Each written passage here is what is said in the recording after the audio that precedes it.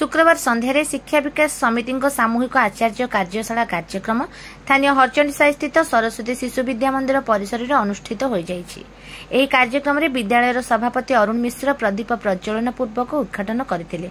परे परे धुन भजन और शिशु मानक द्वारा स्वागत संगीत और व्यक्तिगत गीत गान करा जायथिला। प्रस्तुति स्तर और माध्यमिक स्तर रे एही कार्यशाला रे उपस्थित अतिथि मानकर परिचय कार्य को विद्यालय प्रधान आचार्य रवीन्द्र कुमार नंद महोदय आगे नहीं।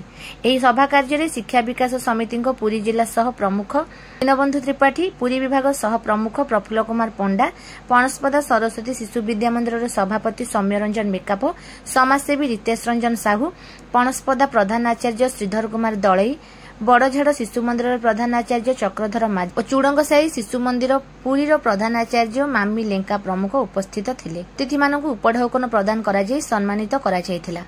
3 दिन धरी एही कार्यशाला रे 11टी विद्यालयर 160 जन गुरुजी गुरुमा जोग दैथिबा बेले एही कार्यक्रम किभଳି सुचारू रूपे संपादित होई परिबो तार प्रत्यक्ष तत्त्वावधान करथिले प्रधान आचार्य रवीन्द्र कुमार नंद।